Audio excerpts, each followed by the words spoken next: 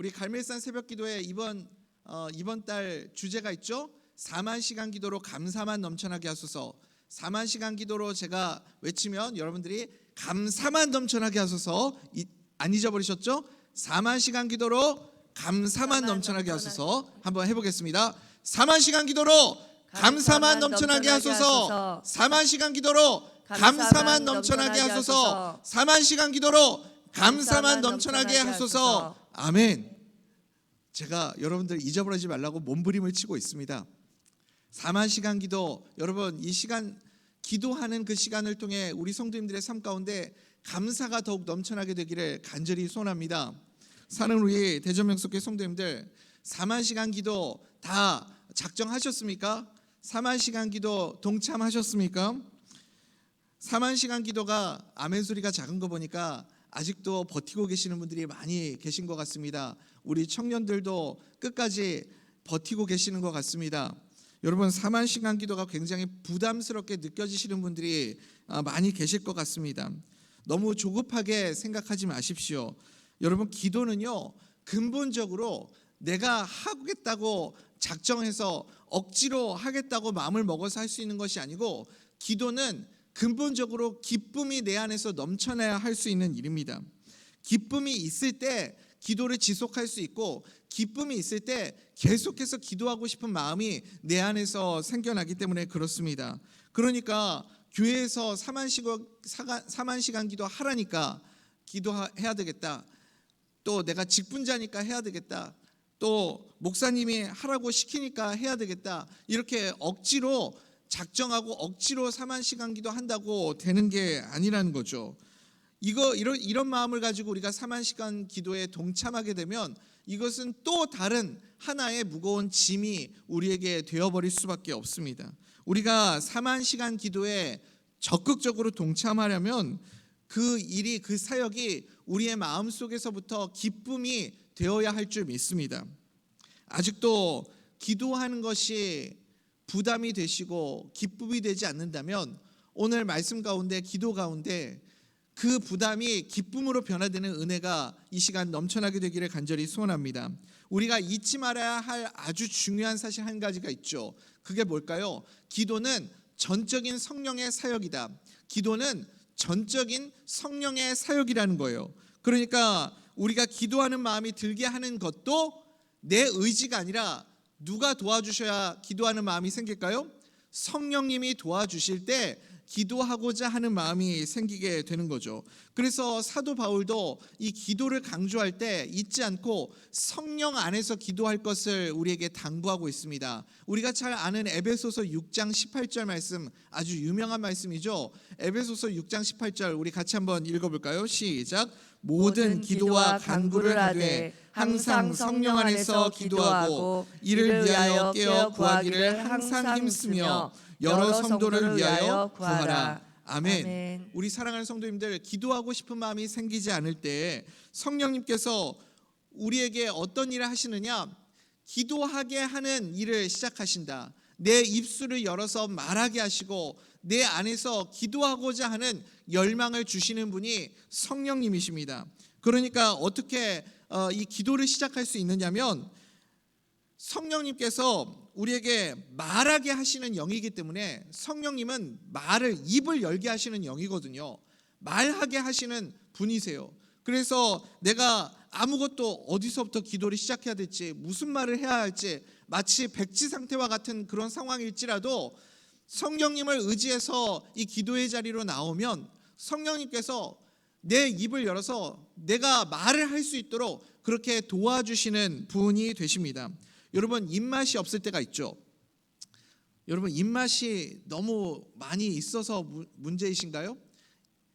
식욕이 너무 왕성해서 문제죠. 제가 요즘에 그렇거든요. 살이 안 빠지고 계속 아무튼 여러분, 입맛이 없을 때가 있잖아요. 입맛이 없을 때 사실은 그때가 어떤 때예요?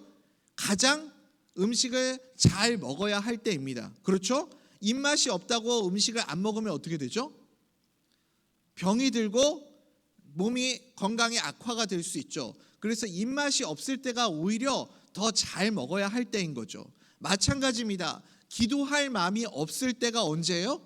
정말 기도해야 할 때인 줄 믿습니다. 기도할 마음이 없을 때 주님 앞으로 나오십시오. 성령님을 의지해서 기도의 자리로 나오십시오. 그러면 성령님께서 우리의 입을 열어 기도하게 만들어 주실 줄 믿습니다. 사실은 기도할 마음이 없을 때가 제일 기도가 필요한 때이라는 거예요. 그래서 기도를 해야 합니다. 여러분 믿으십니까? 근데 문제는 뭐예요? 지금 아직도 4만 시간 기도해야 되겠다는 생각이 안 들잖아요. 아직도 지금 여기 앉아 계시는 분들 중에도 4만 시간 기도 동참 못하고 계시는 분들이 많이 계시지 않습니까? 기도할 힘이 없거든요. 성령님을 의지하시기 바랍니다. 내가 영적으로 뭔가 힘이 들고 진짜 은혜 받아야 되는데 은혜 받기도 너무 힘들고 그럴 때가 있지 않습니까? 사실은 그때가 정말 은혜가 필요할 때이고 그때가 정말 기도가 필요한 때인 줄 믿습니다. 사실은 이게 좀 훈련이 필요해요. 신앙의 훈련의 문제이기도 합니다. 기도는요, 신앙의 훈련이 있어야 돼요. 어떤 훈련이냐? 기도하기 너무 싫은데도 어쨌든 교회에 나와서 기도의 자리에 앉아 있는 훈련, 그게 신앙 훈련이죠. 내가 기도할 마음이 없어도 일단 교회에 와서 앉아 있는 그 연습을 해야 하는 거예요. 그 자리에, 기도의 자리에 머물러 있어 보는 겁니다. 그러면 처음에 내 입에서 어떤 말들이 나올까요? 신세 한탄하는 말들이 나오겠죠. 푸념하는 말들이 나오겠죠. 하나님, 저 옆에 김 집사는 막 방언으로도 기도하고 저렇게 할 말이 많아가지고 주저리 하나님 앞에 나와서 기도하는데 나는 뭐 할 말이 없어요. 뭘 기도해야 될지 모르겠습니다. 제가 뭘 해야 될까요? 이렇게 신세 한탄부터 하게 되지 않겠습니까? 주님, 나는 왜 이렇게 기도가 어려운 걸까요?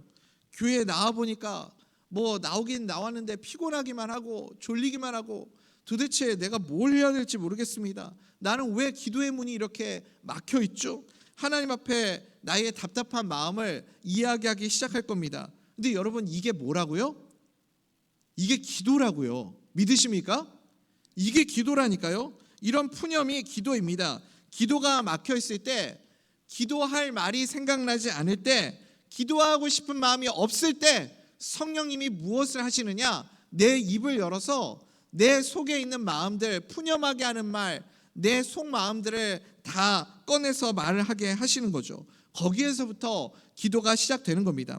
성령님이 하시는 일이 무엇이냐면 내 안에 갈급함을 주십니다. 그래서 기도하고 싶은 마음을 계속해서 주시는 거예요. 말할 수 없는 탄식으로 내가 무엇을 구해야 할지, 내가 어떤 기도를 해야 할지 그 마음을 우리에게 가르쳐 주시고 말을 걸어 주시는 분입니다. 성령님이 우리에게 오셔서 할 일이 무엇이냐면 내 입술을 열어주시는 거예요. 사실 우리는 대부분 하나님 앞에, 우리는 다 죄인이지 않습니까? 내가 하나님 앞에 나올 때 내 안에 있는 죄가 너무 많기 때문에 사실 유구무원이에요. 할 말이 없어요. 내가 살아온 내 삶을 돌아보고 내가 어떤 존재인지를 스스로 돌아보게 될 때 하나님 앞에 나와서 할 말이 없습니다. 그러니까 기도할 수 있는 그 마음이 없는 거예요.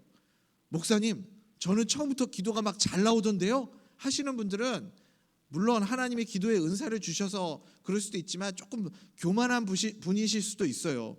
사실 거의 대부분 우리는 내가 죄인이라는 것을 잘 알기 때문에 말을 못합니다. 할 말이 없기 때문에 그래요. 그런데 성령님께서 찾아오셔서 우리에게 말을 걸어주시는 겁니다. 그래서 우리는 이야기할 수 있는 거죠. 주님, 나 같은 사람도 주님께 기도할 수 있나요? 나 같은 죄인도 주님 앞에 나올 자격이 있습니까? 부끄러워서 교회 근처도 못 가겠습니다.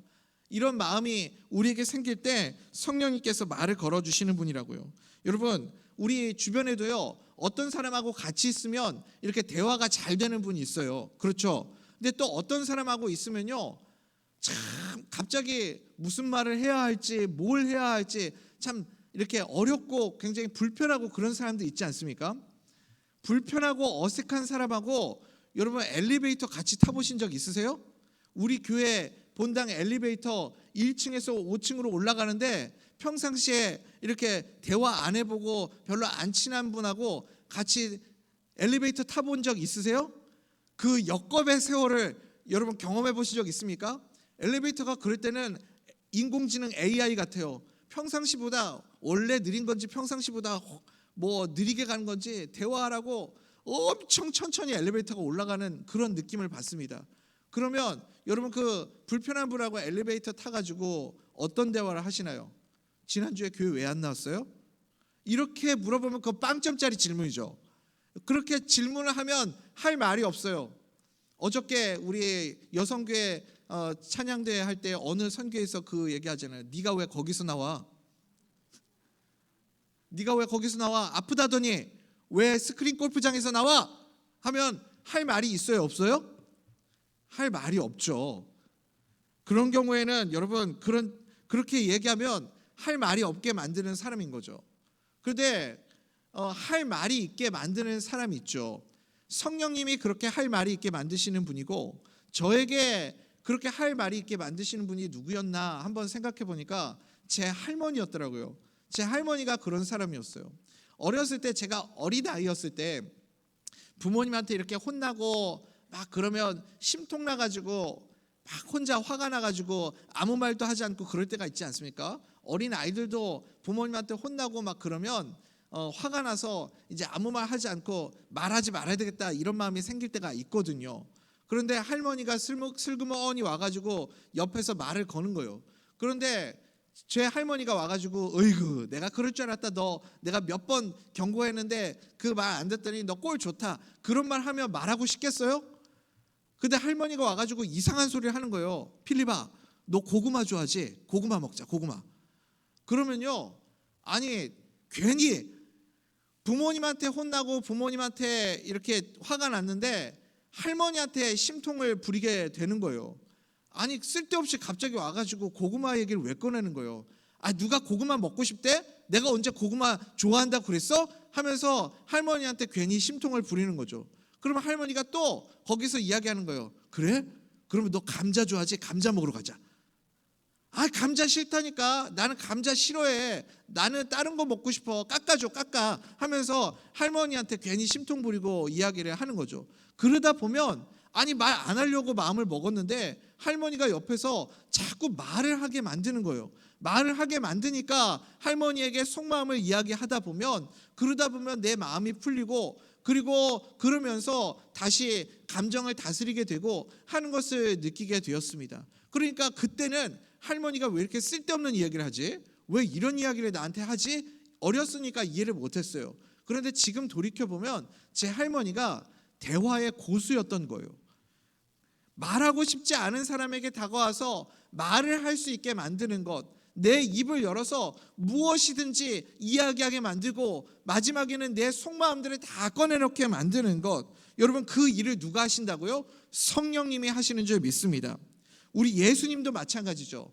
예수님이 원래 보혜사 도우시는 분, 돕는 자이시고 예수님이 소개하시잖아요. 성령님은 또 다른 보혜사라. 그러니까 예수님도요 말하게 만드시는 분이라고요. 예수님이 베드로에게 부활하셔서 베드로에게 찾아오셔서 말하게 만드시잖아요. 예수님이 베드로에게 만약에 과거의 베드로의 그 과거의 모습을 가지고 질문하시면 베드로는 할 말이 없어요. 베드로가 무슨 할 말이 있겠습니까? 그 배신자가 베드로에게 미래의 일을 가지고 너 또 그렇지 않을 자신 있어라고 물어보면 베드로가 할 말이 없다고요.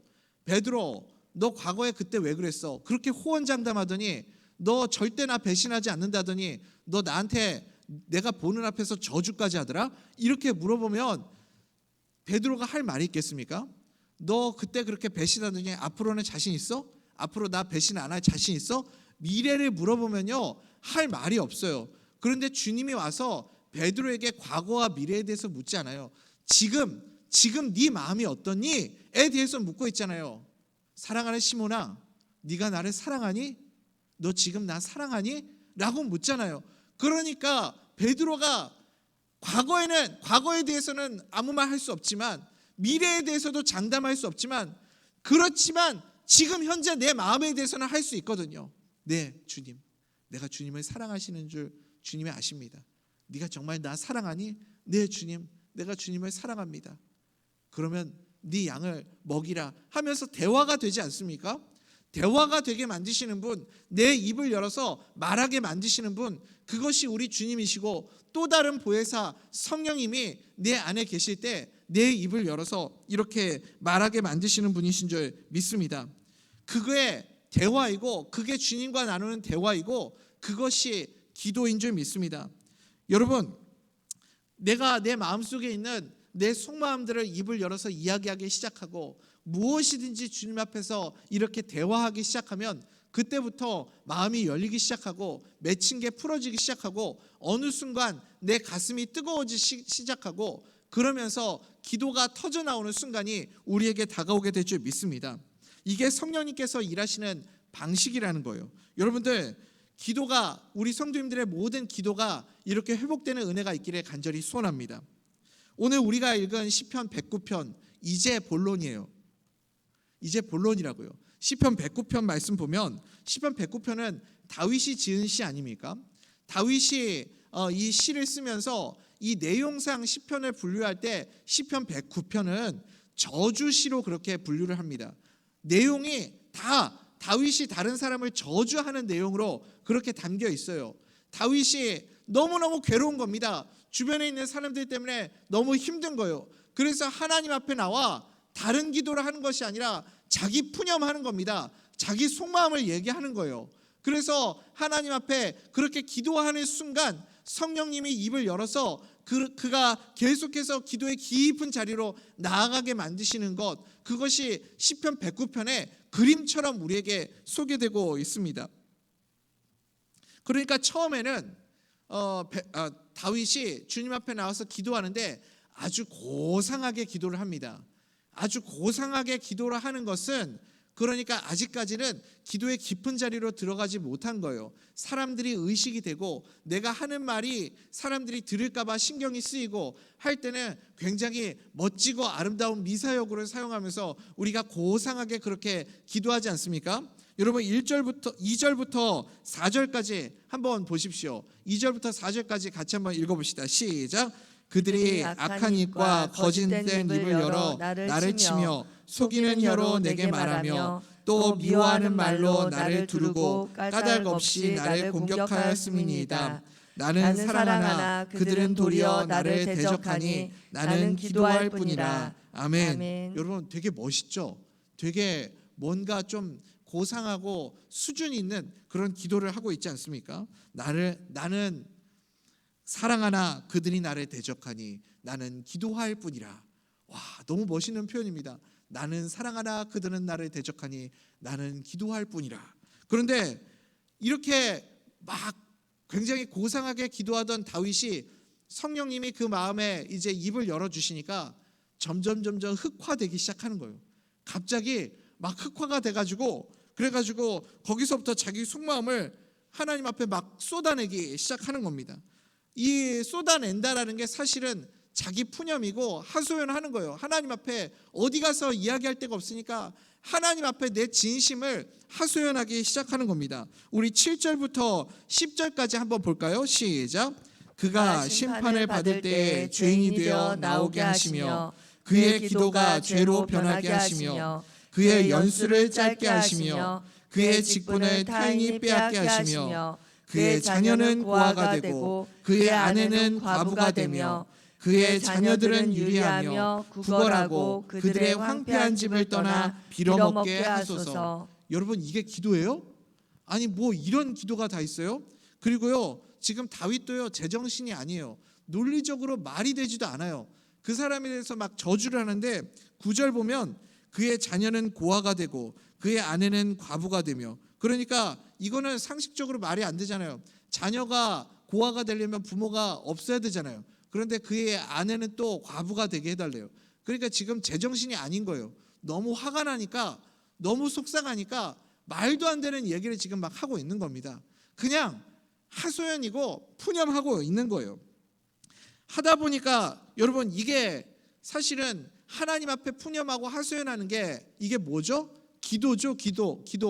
기도를 계속 하다 보니까 자기도 어느 순간 민망해지는 겁니다. 아니 이렇게 저 인간들 빌어먹게 해주세요. 하나님 앞에 이런 기도를 어떻게 하냐고요. 근데 막 이렇게 기도하다 보니까 어느 순간 내가 보이는 거죠. 내 모습이. 그래서 조금 뒤에 넘어가면 나의 그 모습을 바라보면서 이렇게 기도를 하죠. 22절 한번 보겠습니다. 22절 시작. 나는 가난하고 궁핍하여 나의 중심이 상하니이다. 아멘. 아멘. 나는 가난하고 궁핍하고 나의 중심이 상했습니다. 나의 모습을 하나님 앞에 고백하는 겁니다. 주님, 내가 이렇게 초라한 존재입니다. 23절에는 나는 석양의 그림자 같습니다. 메뚜기 같습니다. 이 말은 뭐예요? 자기 연민이에요. 자기 연민. 연민이 나오고, 그래서 그 다음에는 뭐라고 그러냐면 내가 너무 괴롭고 힘들어서 금식했대요. 무릎이 떨릴 정도로 흔들린대요. 내 육체가 수척해졌습니다. 그렇게 고백하고 있습니다. 이제는 처음에는 다른 사람들 바라보면서 신세한탄하고 푸념하더니 이제는 자기 바라보면서 이제 또 자기 한탄을 하고 있는 겁니다. 그 다음에 이제 본격적인 기도가 어디에서부터 나오냐면 26절부터 나오는 겁니다. 26절부터 28절까지만 한번 볼까요? 시작. 여호와 나의 하나님이여 나를 도우시며 주의 인자하심을 따라 나를 구원하소서. 이것이 주의 손이 하신 일인 줄을 그들이 알게 하소서. 주 여호와께서 이를 행하셨나이다. 그들은 내게 저주하여도 주는 내게 복을 주소서. 그들은 일어날 때에 수치를 당할지라도 주의 종은 즐거워하리이다. 아멘. 아멘. 사랑하는 우리 대전명숙회 성도님들, 다윗이 기도하는 그 과정을 한번 보십시오. 이것이 성령님이 이끌어가는 기도인 줄 믿습니다. 저는 이 시편 109편 흐름이 그대로 공식처럼 성령님이 우리의 기도를 어떻게 이끌어가시는가를 보여주는 방법임을 우리에게 확인시켜주고 있습니다. 그러니까 이 시편 109편에서 성령님이 다윗의 입을 열어서 처음에는 자기 속마음을 꺼내놓게 하시고, 그 다음에는 자기 자신을 보게 하시고, 마지막에는 성령님의 의지에서 주님이 원하시는 기도하는 그 자리에까지 나가게 만드시는 그 모습을 보게 됩니다. 처음에는 고상하게 기도했죠. 주님, 나는 사랑하나 그들은 나를 대적하고 미워하니 저는 다만 기도할 뿐입니다. 굉장히 멋있는 표현들을 썼습니다. 그런데 단계 되면서 그 다음에는 진짜 자기에 있는 속마음, 그 사람들이 너무 미워서 죽겠으니까 그 미워하는 사람들을 막 저주하는 그 마음들을 퍼붓기 시작합니다. 원수에 대해서 온갖 욕을 다 하게 되죠. 그리고 나서 주님 앞에 내 속마음을 다 꺼내놓게 됩니다. 여러분, 성령님은 내 이야기를 다 들어주시는 분이십니다. 그러다가 어느 순간 푸념하다가 신세한탄하다가 주님, 내가 이렇게 어려운 가운데 있습니다. 가난하고 궁핍합니다. 도울 자가 없습니다. 하나님, 나를 도와주시고 길을 열어주시고 나의 수치에서 벗어나게 하여 주시옵소서. 그런 기도를 하게 됩니다. 이렇게 점점 주님이 원하시는 그 마음으로 변화되게 만드시는 분, 나의 기도를 이끌어 가시는 분, 이것이 성령님이 하시는 일이에요. 그래서 성령님 안에 거하지 않으면 여러분, 우리가 다시 기도를 시작할 힘이 생겨나지 않습니다. 여러분, 교회는요, 우리는 늘 성령 안에 머물러 있어야 합니다.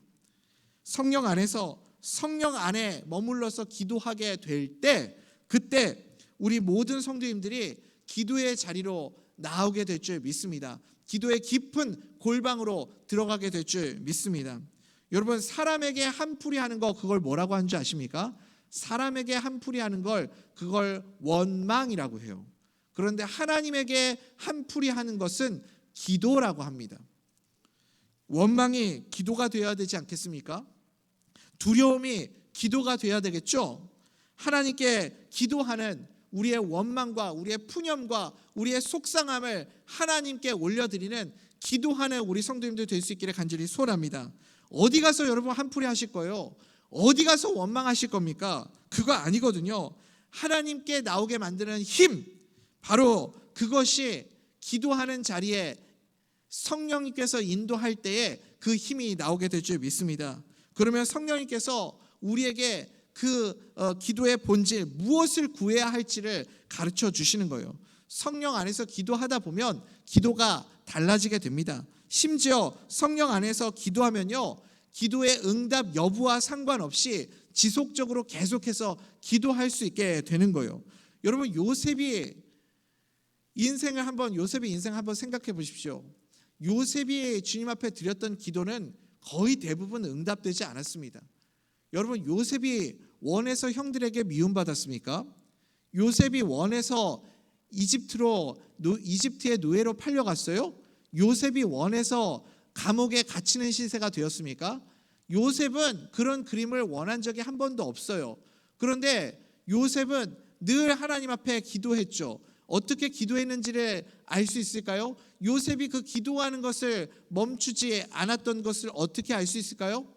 요셉의 주변에 있는 사람들을 통해서 확인할 수 있죠. 요셉이 늘 누가 함께하는 것을 주변에 있는 사람들이 보았습니까? 하나님이 함께하시는 것, 하나님이 함께하시는 것을 모두가 보았습니다. 하나님이 함께하시는 분명한 증거가 요셉에게 있었죠.